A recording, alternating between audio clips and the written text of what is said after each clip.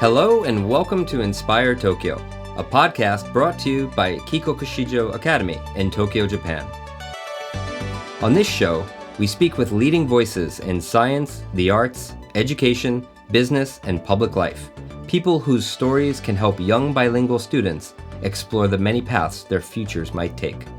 In today's episode, part of our Alumni Spotlight series, we talk with a KA alumnus whose story shows where curiosity, language, and global experience can lead.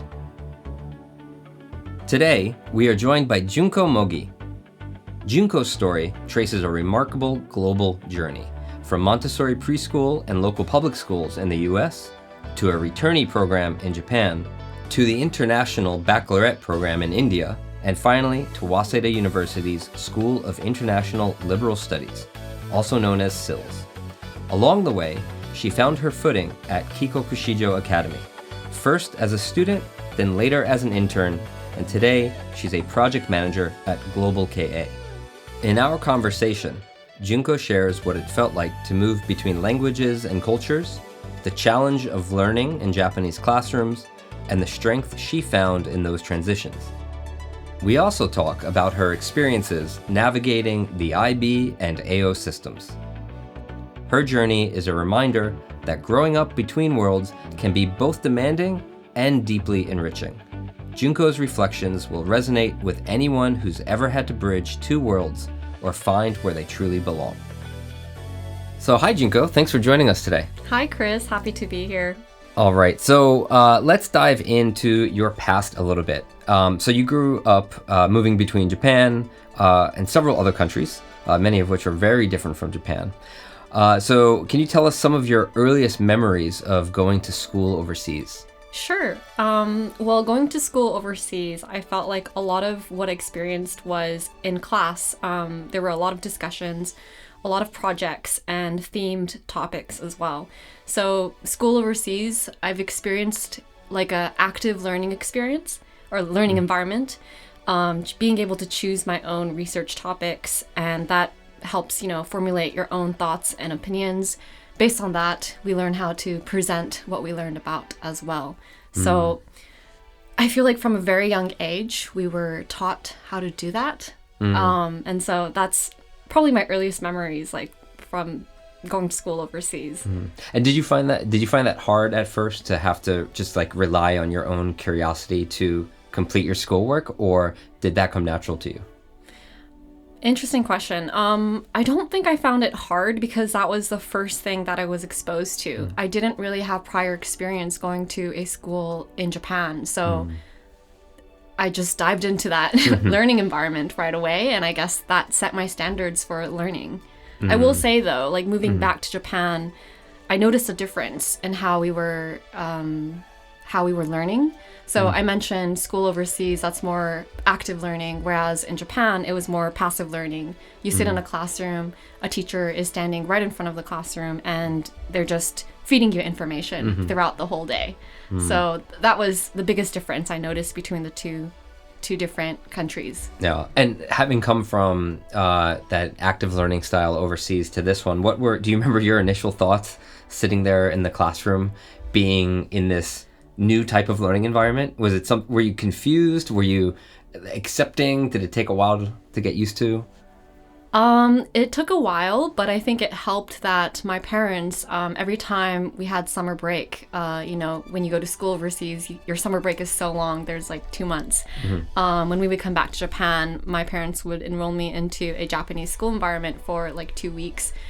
So having that constant experience like throughout my childhood years, I got to experience both, and I didn't really struggle switching between the two environments. I did definitely notice like how it's separate and how it's like different. Yeah. But I don't know if I was challenged by that. It was boring though, being in a Japanese environment. You're just listening all day. So, do you feel like having those two experiences allowed you to connect better with different people that you met, kind of moving forward in life? Definitely. I mean, having those two experiences, I've learned to question a lot of things, but not be afraid of questioning and voicing those questions. Like, why is it different? Right. It's made me more curious about different cultures and different like learning environments as well. Seeing and recognizing those differences as well, like it's something that I gained throughout that experience. Yeah, I mean, that's definitely a skill set, right? If you only have one experience of anything, then that's your only frame of reference. And so it's difficult to even think to ask the question, why is this done this way? But because you've seen two different, I guess, methods of learning, you can apply those understanding of differences to other things in your life. Yeah, for sure. So you mentioned it was a little boring being in the Japanese style of learning in that classroom. So I imagine that was a difficult part of adjusting. Outside of that, were there any other difficulties in adjusting when you came back in 5th grade? Difficulties adjusting. So, well, I think growing up overseas, we learn how to be more expressive. We are told not to be afraid of expressing our own opinions or asking questions. And I think coming back to Japan with that mindset, I definitely experienced a culture shock where that was seen as a little frowned upon. For example, when you're in the classroom and you raise your hand to ask a question, you're kind of seen as disrupting the teacher's flow or disrupting everyone's flow because they're passively learning from the teacher. So... And did you experience that firsthand, or did you notice a classmate ask a question, get a weird response or reaction, and then learn that way? Or did you learn by being that outgoing overseas self and then having to learn through that route? Yeah, so I was actually put in a classroom with other returnee students. So that was a special environment. But we did have periods of time where we would go join a bigger, normal, like Japanese classroom with 40 other students that have never lived overseas. And I've noticed that when my other returnee friends would raise their hand to ask a question, everyone would kind of just like stare, or even the teacher would be shocked that someone is engaged in their lesson, or just shocked that someone had a question to ask while the teacher was explaining something. Right. It's just kind of funny to even say these words out loud, that a teacher would be surprised that a student is engaging.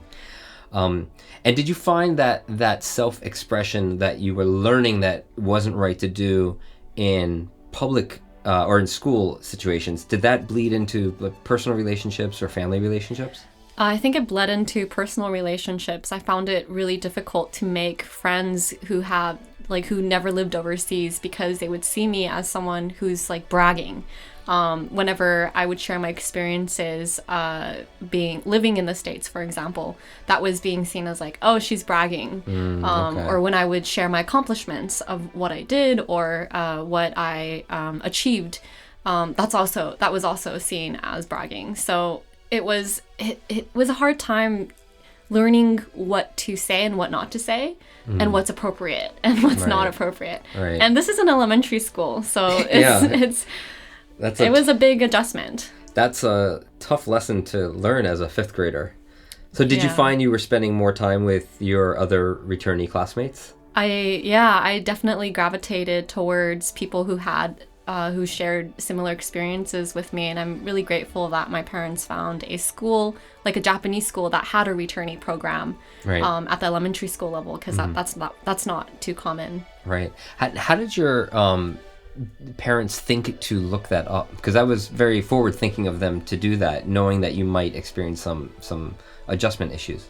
Yeah, well, we were lucky in that my parents were actually going to enroll me in a normal public Japanese school, but my sister, who had done returnee juken and who was in middle school, her friend's younger sister was going to the special school that my parents decided to enroll us into. So it was kind of word of mouth. I think the returnee community, especially with parents as well, is pretty tight. Right. They like to share experiences, what worked well for their children. There's always some information floating around. So that's how my parents learned about the school. Okay. All right. Now, 5th and 6th grade, this is a very formative time in someone's life. So did this period change the way that you understand the concept of home? And like, did that period help define kind of like where you belong today? It was definitely a confusing period for me, because I moved to California when I was a year old. So my early childhood memories was growing up in San Francisco, and I had always thought that San Francisco was my home. When I came back to Japan, it didn't feel like home because all my friends were overseas. I didn't really have a familiar place or a familiar home that we always went back to. So like a physical home that we went back to. So Japan never felt like home. But growing up, that has changed a lot because obviously when you're not in San Francisco, I'm becoming like more distant from my friends there. And because you're not in the actual city, like, you know, your lifestyle is changing. I grew to accept that Japan started to feel like home. And over time I realized that, because I also grew up in other countries, over time I realized that wherever my family is, that feels like home. Got it. That is true. Yeah, wherever home is, wherever the family is. Yeah, not necessarily like tied to an environment or a specific country. Right. So you mentioned that your sister did returnee juken, which means she's a returnee as well. So she's an older sister, younger sister? She's older. She's 2 years older than me. Okay. And so were you able to learn anything from her experience, or did she pass down any helpful tips about being a returnee and coming back to Japan? I don't know if there are tips, but she's definitely modeled what it is to be bilingual, to have a Japanese side, or to be able to speak in Japanese as well as to be able to speak in English, as well as she taught me a lot about like American pop culture, or a lot of right? Okay.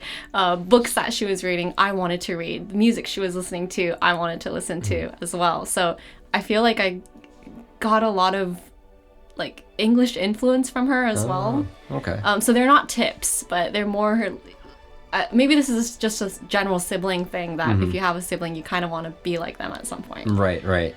She modeled that a lot, and that is also like not just like her personality, but like how she her relationship with English. Right. That's something that I followed. Okay. Yeah, I mean, because you lived together, it was another way for you to be immersed in English while still living in Japan. Yeah, like whenever we were at home, I would speak in Japanese with my parents, but with my sister was always in English. Fights were always in English. Almost everything was in English. I rarely spoke Japanese with her, and to this day, we don't really speak in Japanese. Our main language to communicate is in English. Oh, wow.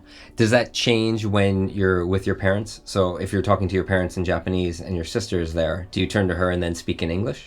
Yeah. Wow, okay. And are your parents okay with that? Yeah, they're totally fine with it. I think they were proud that they were able to kind of raise us comfortably, that we were comfortable with both languages. Right. Yeah. And that we didn't have a preference on which language we wanted to, or a preference on which language we preferred more at home. Yeah. Okay.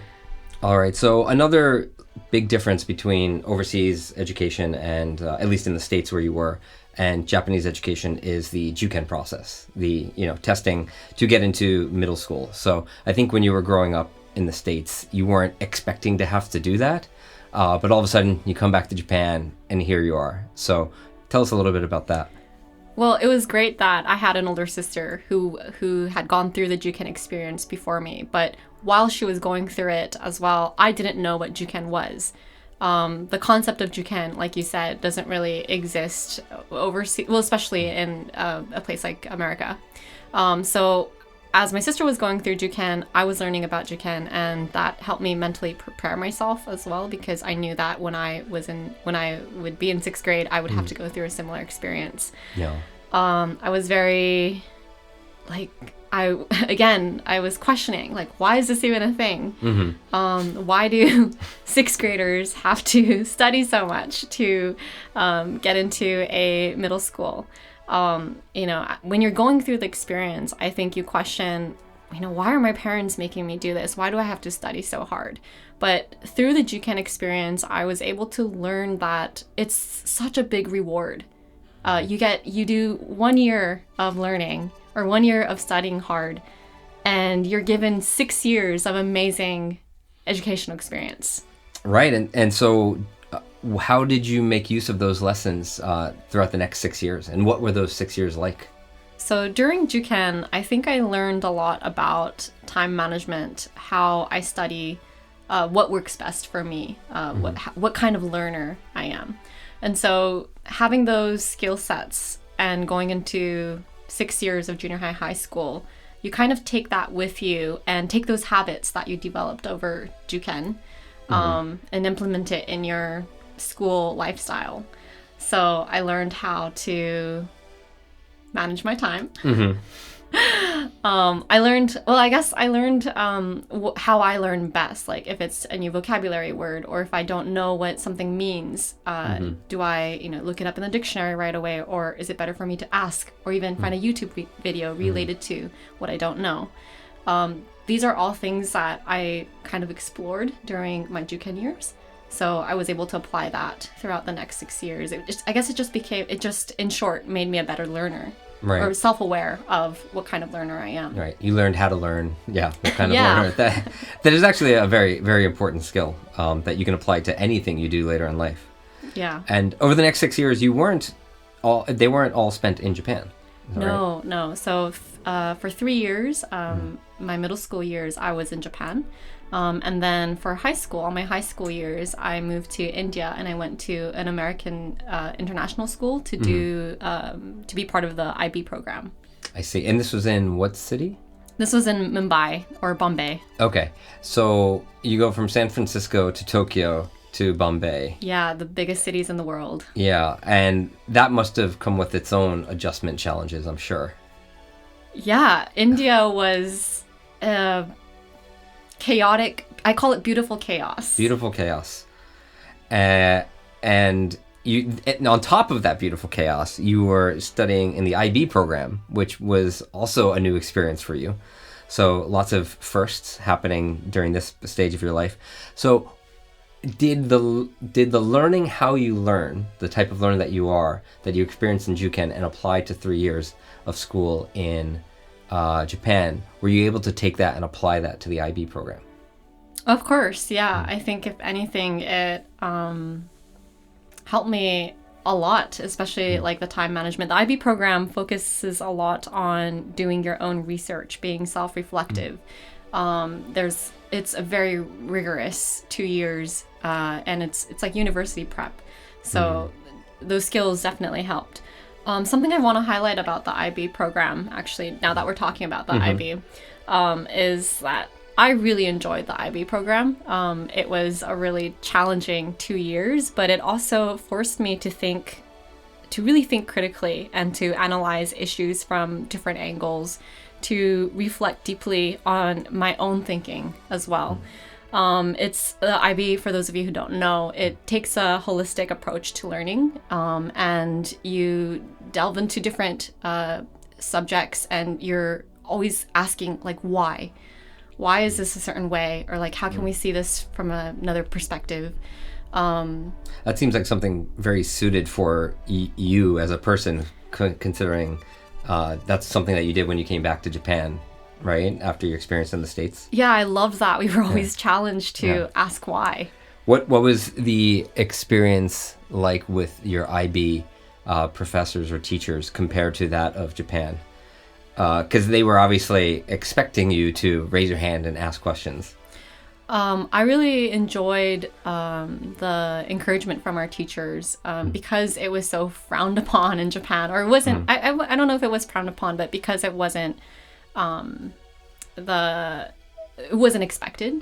Students weren't expected to ask questions, right. Or it wasn't part of the normal flow of school. So because the expectations that we're always questioning.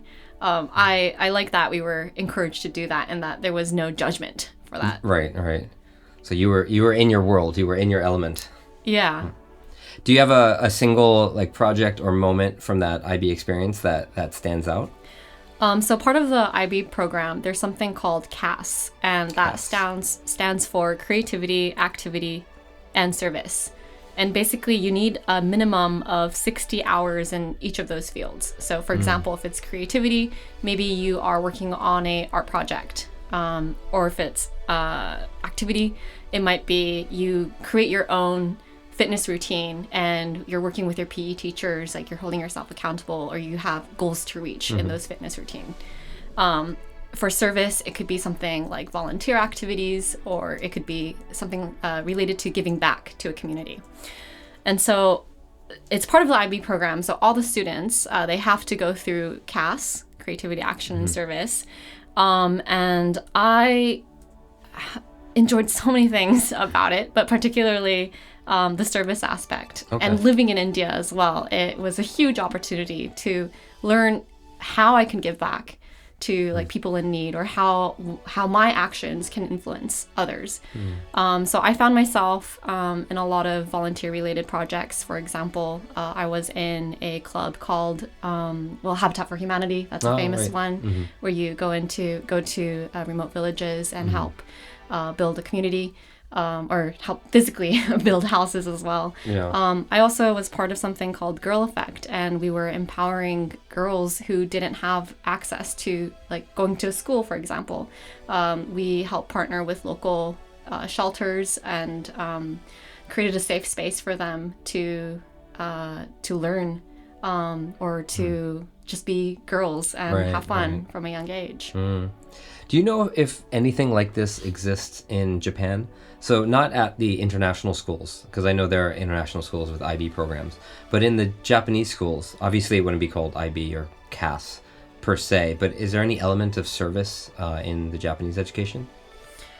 I think it depends on the type of school you go to, and volunteering or service, right? That's a universal experience. It depends on the student. I'm not sure if, I think there are schools that would encourage this more than other schools, but it really comes down to you. Like anyone can go to a local animal shelter, or they can go to the beach and help clean up like litter and stuff.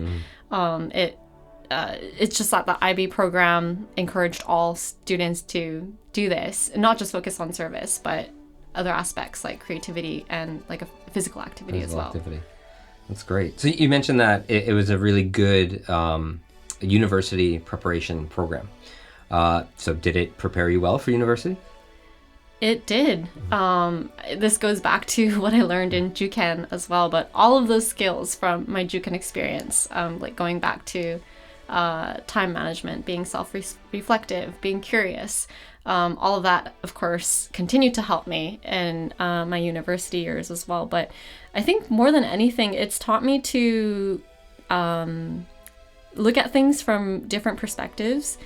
It's taught me to like form my own opinion, but also try to be like unbiased, like you really, because you're trying to see things from different angles, right? Yeah. It teaches you like research skills as well, because you want to have different angles and different perspectives, and so that's helped me. Those skills have helped me cultivate like my own thoughts on certain issues or certain projects, or just reminding myself that there's no one way to look at things. Right. All right, so would you say that the IB approach to learning and the AO approach to applying are quite similar in that they're showing more than just test scores? Yeah, I do think so. The IB program, yes, there are exams at the end of the 2 years, but it's also taking in what you've done throughout the 2 years. So we're constantly asked to write papers, write research papers, and towards the end of the 2 years, we kind of get to choose from a portfolio what we want to submit as our portfolio. And I really like that about the IB program, and I think this also relates to the AO, because it's not just looking for test scores, which is a reflection of what you've learned and what's right and wrong. Test scores don't really provide information on like the personality that you might have, or the soft skills that you've developed, the habits that you've learned. It doesn't really reflect that. And I think AO also highlights it highlights how you might fit well in a university rather than how much you already know. Right. The test score approach is looking at it very two-dimensionally, where the AO approach is three-dimensional, like a holistic portrayal of a human being. Yeah. And I think universities are trying to see through the AO exams, like, is this student a right fit for our school, in the sense that can they keep up? Do they have the right set of communication skills? Can they work with other students that go to the same school? Does the student have the ability to like problem solve or adapt or take leadership? And none of that gets translated onto an exam with right or wrong answers. Yes, the AO approach is certainly a better way to look at a student's application. And we should mention, I believe AO has actually been renamed in recent years. It's now the CS, the Comprehensive Selection. I've heard of that change, yeah. But I still think AO is commonly used. Yeah, but yeah, I've heard of that change. Okay. So I must ask, if one day in the future, if you choose to have children, would you like for them also to go through the IB program? Yeah, I really enjoyed the IB program, and I learned a lot from it. I think it's helped me become a critical thinker. I analyze more, I'm self-reflective, and I definitely want for my future children, or if anyone is listening to this and if they're wondering if they want to they want to try the IB program, I would definitely say go for it. All right. It is Junko endorsed. Yes. All right. So we've touched on a lot of topics related to your education and upbringing. So now I'd like to move on and talk about how all of this creates an adult returnee living in Japan. So I'll start with the most difficult question, which is something that many returnees wonder. Am I more Japanese or more international? So at this point in your life, how do you think about your own identity? Ooh, good question. Well, I've learned to be comfortable and be okay with being in between. So I think growing up, I was fixated on the thought that I had to be one or the other. Mm-hmm. I had to either be fully 100% Japanese, I'm not really sure what that even means, or I'm westernized Asian. Yeah. And I always felt that I had to choose one, mm-hmm. or choose one identity. Mm-hmm. But I think over time, I've just become all right with not having to conform with like any one of them. Like it's okay being in between. Right. Of course. Do you find that you need to balance those two parts of you in your daily life, in your daily activities?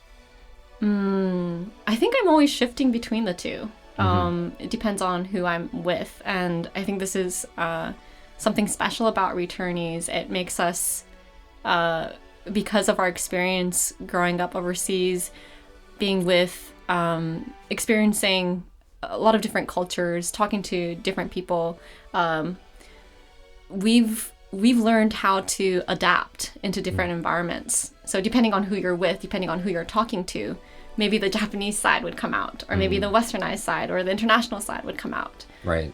You kind of get to pick and choose those moments. Yeah, that's special. It is. So it's more than just bilingual, it's bicultural. Right? Yeah. Now, you mentioned that over time you've come to realize that you don't have to choose. You're comfortable being both. If we think back to your early elementary school teachers that were shocked when returnees raised their hands, what do you think is the general belief amongst the Japanese population about where returnees fall? Do you think that they've come to the same understanding that, returnees are both Japanese and international, or do you think they kind of struggle to figure out where you guys fit in? I think there's a struggle to figure out where we fit in. I think there's a lot of good and bad stereotypes about returnees. Mm-hmm. I think one of the stereotypes we hear often is that like we'll never be like fully Japanese. Mm-hmm. And you mentioned before you weren't even sure what that means. What have others said to you that means? Like when they talk about a returnee not being Japanese, like can you give a few examples of what that would look like? Sure. I guess it's just we're looked at differently because of our experiences overseas.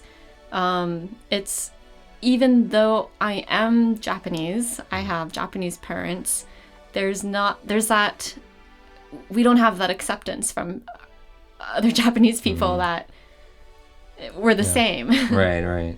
So there's this expectation of being Japanese. And I think this comes up for if you're, especially in the working world, out of university and when you start working, there's this expectation that you respect your senpais. Of course, that's an important thing to do. But how you talk to them, how you address your opinion, how you can't disagree with them, even if you know that you're right. There's this expectation of following the unspoken rules. You know this? Do you know the unspoken rules? Yeah. I think if anyone's lived in Japan, you definitely notice there's a few unspoken rules, like how people conform and how people are just existing in society. Yeah, I mean, there's a lot of written rules, but there's equally as many unwritten rules. So. Yeah. Yeah, so I think for when people, because that's the expectation, when those expectations are not met, that's where there's this person is a returnee. They don't know what it's like to be Japanese. Right. They are useless, or they are X, Y, Z. Yeah. And did part of your acceptance of not having to choose one side or the other involve changing your own expectations of you having to meet their expectations? Well, I think it helps to know what the expectations are. And I don't want to make an excuse not to be polite or not know how to act in those situations. So it goes both ways. Like I think there's benefit if you're a returnee in Japan, there's benefit in learning what those social expectations are, but also being a returnee, you're able to kind of balance yourself out. Like you don't have to follow that because you're a returnee, and you could also bring in the good sides. Like for example, you should be able to address your own opinion if you think something is wrong, or you should be able to have open conversations or build relationships beyond just age and what age dictates. Exactly. Yeah. Well, yeah, sounds like the best of both worlds. So in the bio, we mentioned that you've worked for Kikokushijo Academy for many years, a school that you've attended yourself, and now you're working at Global KA. So you're very involved in education, and because you've had such varying experiences in education overseas and in Japan and through the IB and the AO, what keeps you motivated now to continue helping the next generation of returnees? Well, I think I'm really motivated because I'm given the opportunity to help shape a community of adults who can give back as well. A lot of returnees, I think, are very, they're not only academically capable, they're functional, they're compassionate, or we're compassionate, we're engaged members of society, and it's super motivating to be part of cultivating that and to be able to continue to try and model that. Yeah, I think it's definitely important in the same way that your sister was an important influence on you going through your returnee experience. Yourself and other returnees could also be influential to others. When you look back on your whole journey from being a student to now, what has stayed with you the most? What are some things that if we removed from your whole experience would completely change the Junko of today? Well, I want to talk about KA a bit because it's a really special place for it. I mean, it still is a special place for me.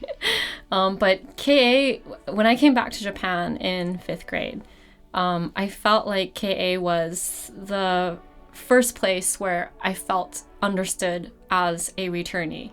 My background of growing up overseas, it wasn't something I had to explain or apologize for even.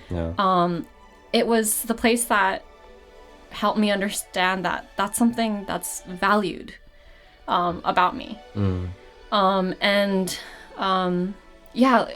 Being a student at K as well, it instilled a mindset of that having these global experiences, being bilingual and having diverse perspectives. They're not just personality traits.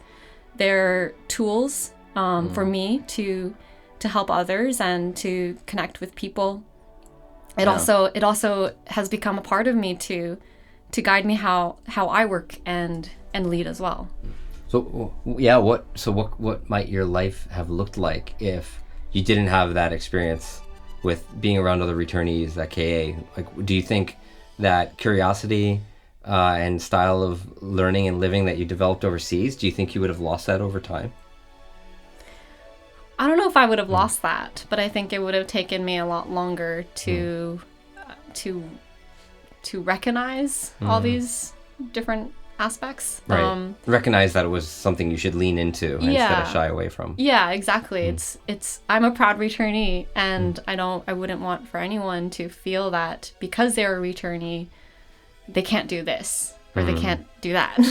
It's something to be proud of.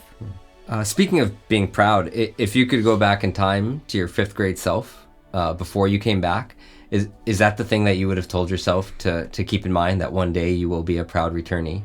That would be one of the many things I would tell myself. Okay. But I think there's another thing I would want to tell my 5th grade self, and it's to, you don't always have to figure everything out.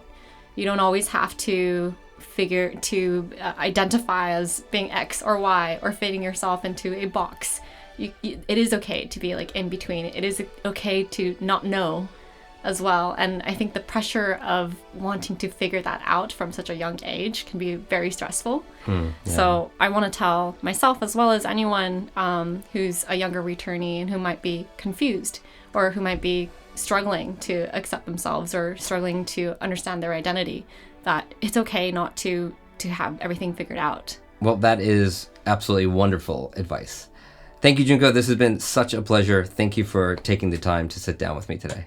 Thank you as well. It's been great sharing my experiences, and I appreciate the opportunity.